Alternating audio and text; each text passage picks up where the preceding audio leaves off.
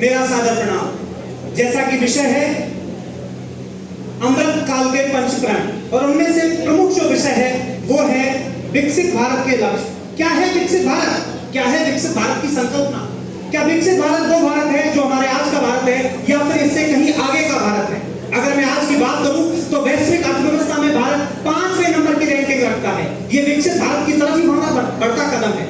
एक तरफ जहां आजादी से पूर्व सन 1500 के आसपास हमारे देश की जो अर्थव्यवस्था थी उसका योगदान 35 से 45% भारत विश्व की अर्थव्यवस्था में होता था, वही योगदान गुलामी के अंश में आकर, यानी कि अंग्रेजों के जब हम गुलाम हुए तब घटकर के 25% से और 1947 तक आते आते 4.25% तक रह गया। अब हमें 2047 तक इन युवाओं के कंधे पर बोझ डालकर उस देश की अर्थव्यवस्था को 26 ट्रिलियन इकोनॉमी की तरफ ले जाना है, और 26 ट्रिलियन इकोनॉमी की तरफ ले जाकर देश को हमें एक नए भारत, विकसित भारत की तरफ बढ़ाना है। हमारा देश कभी सोने की चिड़िया कहा जाता था।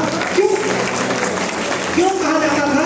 उसका कारण था हमारे यहाँ कोडिंगल द्वीप था, द्वारिका द्वीप था, रेशम मार्ग था, इस तरीके की गतिविधियां थी। सबसे पुरानी हमारी सभ्यता थी, जीरो का आविष्कार था, अंतरिक्ष की हम गणनाएं करते थे, वो सभी हमारे पास था। तब हमारा भारत विकसित भारत था। लेकिन आज हम गुलामी के अंश से ऐसे निकले कि हमारा भारत विकसित भारत से विकासशील भारत पर आ गया। लेकिन मैं आपको ये भी बताना चाहूंगा कि ये भी हमारे लिए सौभाग्य की बात है कि आज भारत में प्रति व्यक्ति आय जो कभी 23,740 रुपए होती थी वो आज 58,118 रुपए हो गई, यानी कि प्रति व्यक्ति आय में हमारी बड़ी बढ़ोतरी हुई है। जीडीपी की अगर मैं बात करूं तो आज से 3 साल पहले भारत जो था वो 11वें नंबर पर था वैश्विक अर्थव्यवस्था में, लेकिन आज 5वें नंबर पर है। अगर मैं बेरोजगारी की बात करूं, हालांकि बेरोजगारी अभी दंश हम झेल रहे हैं, लेकिन फिर भी 6.5% है। इतनी ज्यादा बेरोजगारी नहीं है जो आजादी के समय थी। आजादी के समय जब नेहरू और गांधी का युग आया तब हमने आईआईटी, एम्स जैसे अस्पताल दिए, राउरकेला में लोह इस्पात कारखाना बनवाया, झारखंड में हमने लोह इस्पात कारखाना बनवाया।